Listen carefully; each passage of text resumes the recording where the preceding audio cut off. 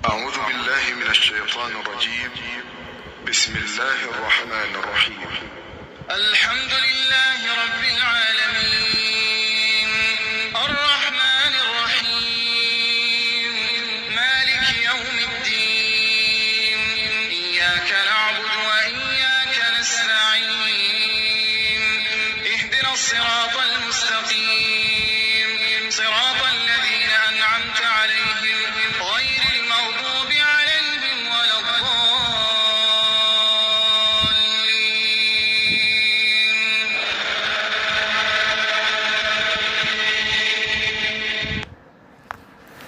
السلام علیکم ورحمۃ اللہ وبرکاتہ. کیا حال ہے آپ سب کا؟ آج ہم انشاءاللہ تعالیٰ فہم القرآن کے سلسلے کا نیکسٹ لیسن سٹارٹ کریں گے، اور اسی سلسلے میں ہم سورۃ البقرہ کی آیت نمبر 30، 31 اور 32 دیکھیں گے انشاءاللہ تعالیٰ. پہلے اس کی تلاوت سن لیتے ہیں، پھر انشاءاللہ تعالیٰ اس کا باقاعدہ آغاز کریں گے.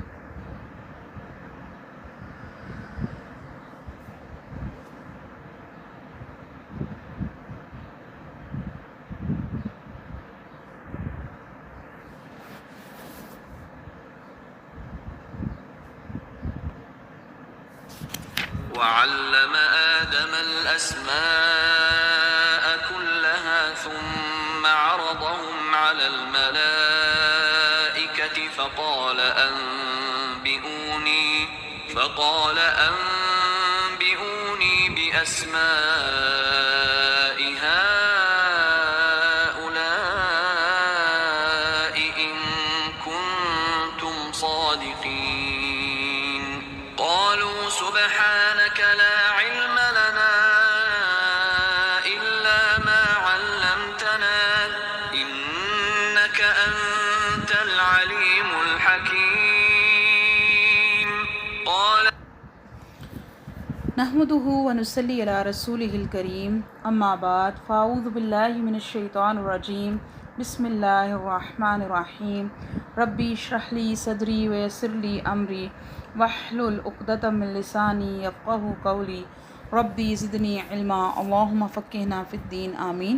اللہم صلی وسلم علی نبینا محمد. آج ہم سورۃ البقرہ کی آیت نمبر 31 اور 32 دیکھیں گے. پہلے ان کا ترجمہ دیکھ لیتے ہیں. وَعَلَّمَ آدَمَ الْأَسْمَاءَ كُلَّهَا ثُمَّ عَرَضَهُمْ عَلَى الْمَلَائِكَةِ فَقَالَ أَنبِئُونِي بِأَسْمَاءِ هَؤُلَاءِ إِن كُنتُمْ صَادِقِينَ. اور اس نے آدم کو سب کے سب نام سکھا دیے، پھر انہیں فرشتوں کے سامنے پیش کیا اور فرمایا کہ اگر تم سچے ہو تو مجھے ان سب کے نام بتاؤ. قالوا، وہ کہنے لگے، سبحانک، پاک ہے تو، لا علم لنا، جتنا علم تو نے ہمیں سکھایا، الا ما علمتنا، اس کے سوا ہم کچھ نہیں جانتے. بے شک تو، انک انت العلیم الحکیم، بے شک تو بہت ہی خوب علم رکھنے والا اور حکمت والا ہے.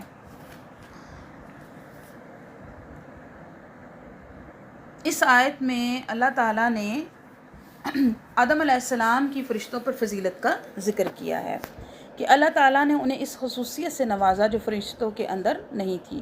اور وہ کیا تھی؟ کہ تمام چیزوں کے نام سکھا دیے جو فرشتوں کو معلوم نہیں تھے. اس کا مقصد کیا تھا؟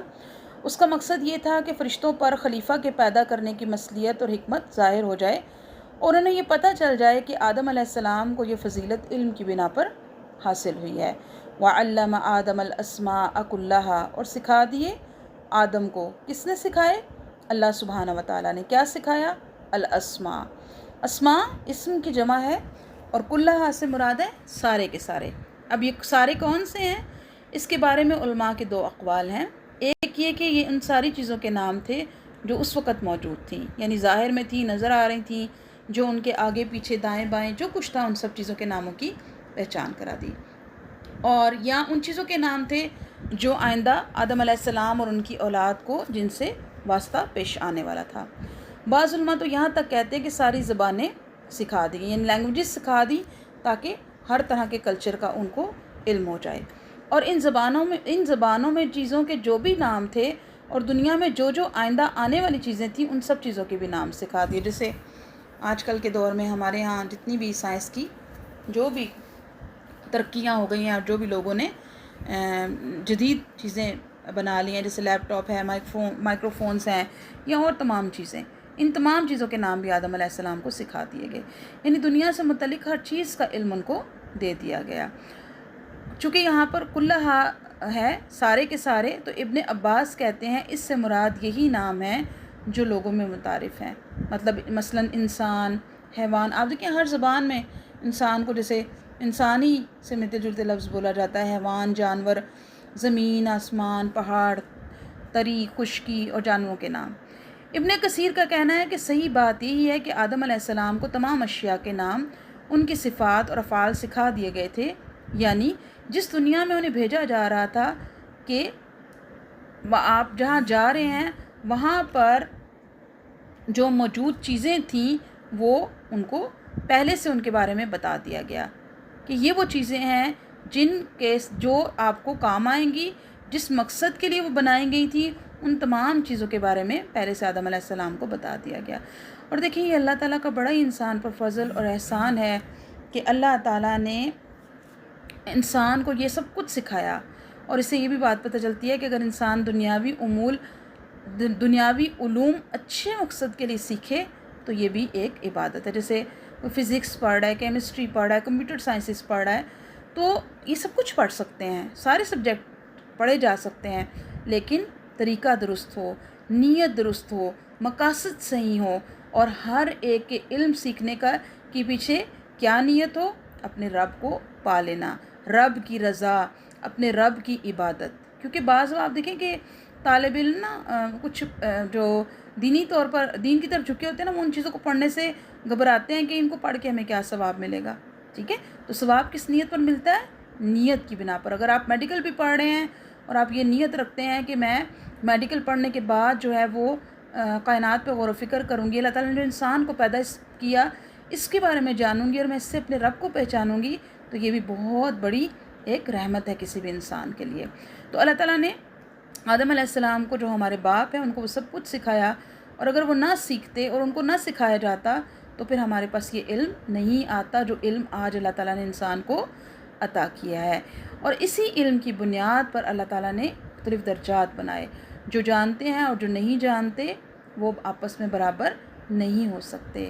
اور علم میں دلچسپی، کون جاننا چاہتا ہے، کون سیکھنا چاہتا ہے۔ علم ایک ایسی چیز ہے جس کی کوئی انتہا نہیں۔ اور آپ دیکھیں قیامت والے دن بھی جو حافظ قرآن ہوگا نا، اس کو کیا کہا جائے گا؟ حدیث کے الفاظ ہیں، پڑھتا جا اور چڑھتا جا، اور جہاں تک اس کا علم مکمل ہوگا، جس جگہ پر اس کا علم مکمل ہوگا وہیں پر اس کو کہہ دیا جائے گا کہ اب یہ تمہارا ٹھکانہ ہے۔ تو یاد رکھیے علم کے ساتھ درجات ہیں۔ اللہ تعالیٰ نے قرآن میں فرمایا والذین اوتوا العلم درجات، درجات کی بلندی کس کے ساتھ ہے؟ علم کے ساتھ۔ اس لیے علم سیکھنے میں کبھی بھی پیچھے نہ رہیں۔ ثم عرضهم على الملائکۃ فقال انبئونی باسماء ہؤلاء ان کنتم صادقین۔ پھر اللہ تعالیٰ نے جن چیزوں کے نام حضرت آدم علیہ السلام نے بتائے تھے ان چیزوں کو ملائکہ کے سامنے پیش کیا، اور ان کا امتحان لینے کے لیے کہ آیا وہ جانتے ہیں یا نہیں جانتے، ان سے کہا کہ مجھے ان چیزوں کے نام بتاؤ اگر تم اپنی بات میں سچے ہو۔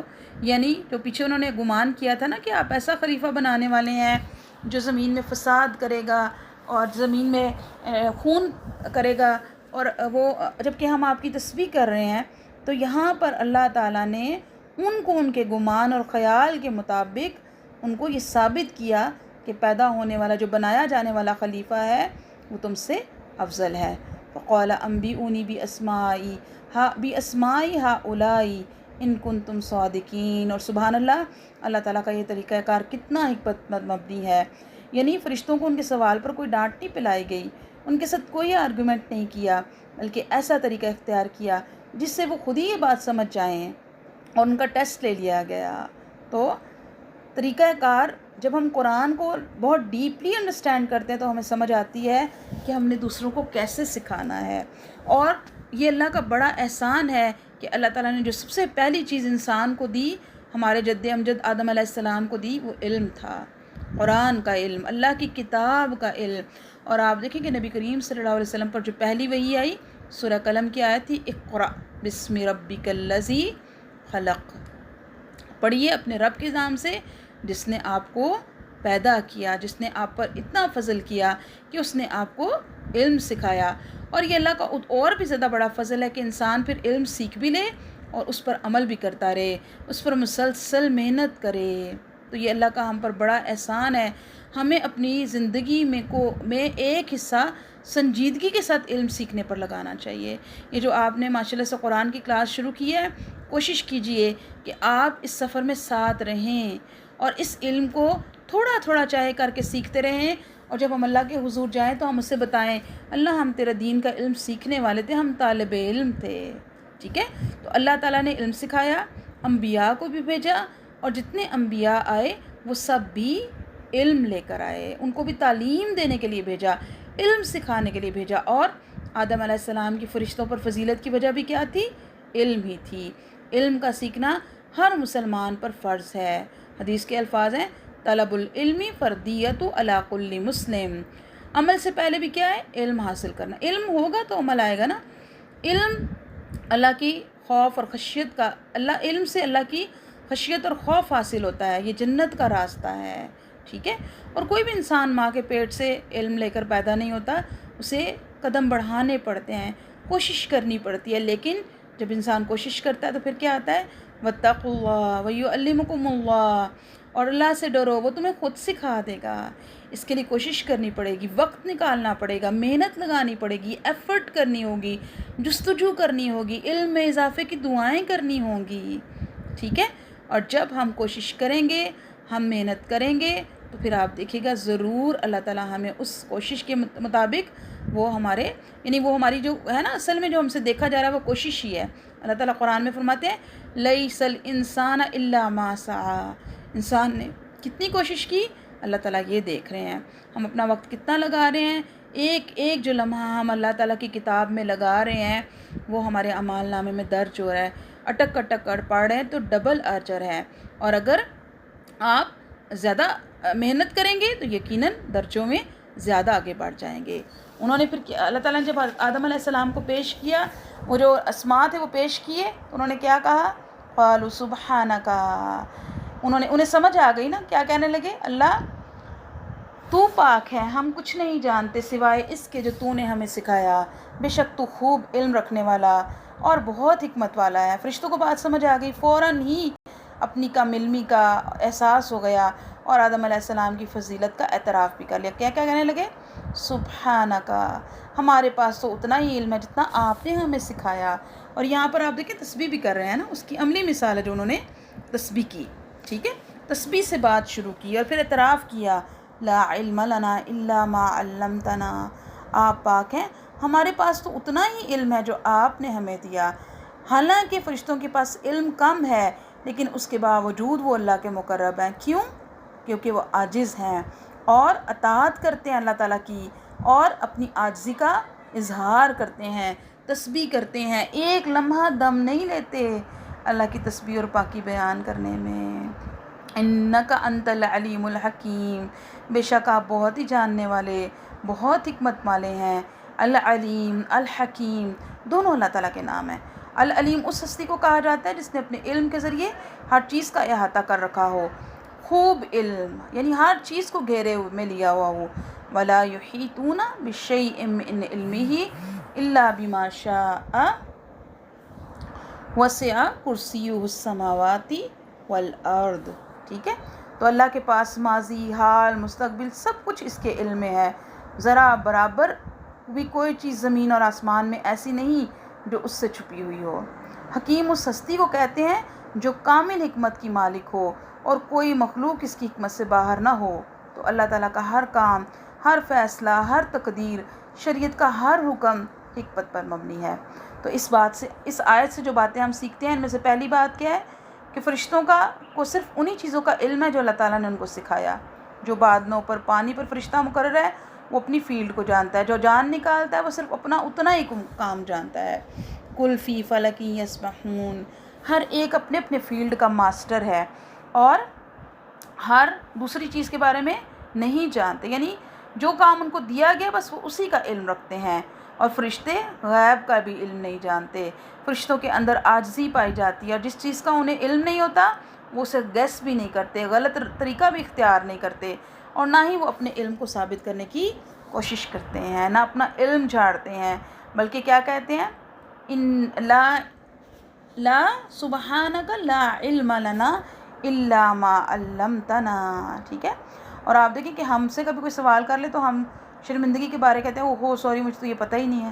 جبکہ بڑے بڑے علماء، امام مالک کے بارے میں آتا ہے کہ مغرب سے یعنی مراکش سے ایک شخص ان کے پاس آیا، ایک طالب علم، اس نے آپ کی بڑی تعریف سن رکھی تھی، تو کہنے لگا کہ ایک سوال اس نے ان سے پوچھا، تو انہوں نے اپنی علمی کا اعتراف کرتے ہوئے کہا کہ مجھے اس بات کا جواب نہیں آتا.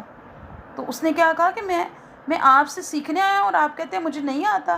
تو انہوں نے کہا کہ نہیں، مجھے واقعی نہیں آتا. ٹھیک ہے. تو اس میں کوئی ہماری کم حیثیت ہی نہیں ہو جاتی کہ ہم بڑے کم حیثیت ہو گئے ہیں کہ ہمیں نہیں آتا. مثلا آپ دیکھیں آج کل بچے پیرنٹس کو اسی بات پر ہر وقت ڈیگریڈ کرتے رہتے ہیں، آپ کو کمپیوٹر نہیں آتا، آپ کو لیپ ٹاپس یوز نہیں کرنے آتے، آپ کو نیٹ یوز نہیں کرنا آتا، مما آپ نے کون سی پوسٹ کہاں لگا دیا، آپ نے کون سی چیز کہاں شیئر کر دی. تو آپ سیکھ لیں، اس میں کوئی شرم کی بات نہیں ہے. کسی بھی عمر میں کسی بھی جگہ پر کسی بھی طرح کا علم سیکھا جا سکتا ہے اگر وہ آپ کے لیے آپ کی دنیا اور آخرت میں فائدہ مند ہو. اس کو سیکھنے میں، کسی سے بھی پوچھنے میں کبھی کوئی جھجک محسوس نہ کریں، بلکہ ضرور سیکھیں، کیونکہ قرآن مجید میں اللہ تعالیٰ نے کیا فرمایا؟ وَلَا تَقُفْ مَا لَيْسَ لَكَ بِهِ عِلْمٌ إِنَّ السَّمْعَ وَالْبَصَرَ وَالْفُؤَادَ كُلُّ أُولَٰئِكَ كَانَ عَنْهُ مسؤولا. ٹھیک ہے. اور پھر سوالوں میں بھی غیر ضروری سوال نہیں ہم نے کرنے، ایسی باتوں کے پیچھے نہیں پڑنا جن کا ہمیں علم نہیں ہے، کیونکہ ہم سے ہر ایک چیز کے بارے میں سوال کیا جائے گا. اور بڑے سے بڑے علماء بھی کیا کہتے تھے؟ لا علم لنا الا ما علمتنا. ٹھیک ہے. اور جب ان کو کوئی سوال پوچھا جاتا تو وہ اگر انہیں کوئی جواب نہ آتا تو وہ کیا کہتے؟ واللہ عالم بالصواب. صاد کے ساتھ یہ بالصواب لکھا جاتا ہے. ٹھیک ہے. کہ ہم نہیں جانتے، ہمارے علم کی حد تو یہاں تک ہی ہے، اللہ تعالیٰ جانتے ہیں. اور اللہ تعالیٰ کی ان دو صفات سے ہمیں کیا پتہ چلتا ہے؟ کہ اللہ کا علم بڑا وسیع ہے، وہ مکمل علم والا ہے، اس کے علم کا کوئی احاطہ نہیں کر سکتا. وہ زمین اور آسمان کی ہر چیز کا علم رکھتا ہے، تمام بندوں کے سارے کام وہ جانتا ہے، ظاہر پوشیدہ نگاہوں کی خیانت تک کو جانتا ہے، سینوں کے بھید جانتا ہے، سرگوشیوں کو جانتا ہے. یعنی خوب حکمت والا ہے کہ جتنے بھی احکامات ہیں، چاہے شرعی ہیں چاہے وہ قدری ہیں، یعنی اللہ تعالیٰ نے جو قدرت اس کی ہے اس کے متعلق اللہ نے کہیں بارش برسائی، زیادہ برسائی، کم برسائی، یہ اس کا فیصلہ ہے. برف جو ہے اتاری، کم اتاری، زیادہ اتاری، یہ اس کا فیصلہ. بعض آپ دیکھیں کسی جگہ پر فصل کم ہوتی ہے، کہیں زیادہ ہوتی ہے، کہیں بالکل ختم ہو جاتی ہے. تو یہ اللہ تعالیٰ کو پتہ ہے، یہ اس کی حکمت ہے کہ اس نے یہ کیوں ڈیسائیڈ کیا، کہاں ضرورت سے زیادہ برسانی ہے، کہاں کم برسانی ہے، اس کے اندر کیسی حکمتیں ہیں اس سب کو کرنے کی. کسی چونٹی کو اس نے پیدا کیا، کیوں پیدا کیا؟ چڑیا کو پیدا کیا، کیوں کیا؟ آپ دیکھیں اکثر سے وہ لوگ سوال کرتے ہیں سانپوں کو کیوں پیدا کیا، یہ جو کیچوے ہیں، یہ جو کاکروچ ہیں یا چھپکلیاں ہیں، ان سب کو کیوں اللہ تعالیٰ نے لیزرڈ کو پیدا کیا؟ ہم نہیں جانتے، اللہ تعالیٰ جانتے ہیں. بے شک وہ ہمارے رب ہیں. انک انت العلیم الحکیم. آئیے ان آیات کی تلاوت ایک مرتبہ دوبارہ سنتے ہیں. وعلم آدم الأسماء كلها ثم عرضهم على الملائكة فقال أنبئوني بأسماء هؤلاء إن كنتم صادقين. قالوا سبحانك لا علم لنا إلا ما علمتنا إنك أنت العليم الحكيم. سبحانك اللهم وبحمدك نشهد أن لا إله إلا أنت نستغفرك ونتوب إليك. ربنا تقبل منا إنك أنت السميع العليم وتب علينا إنك أنت التواب الرحيم. إلهي آمين. السلام علیکم ورحمۃ اللہ وبرکاتہ.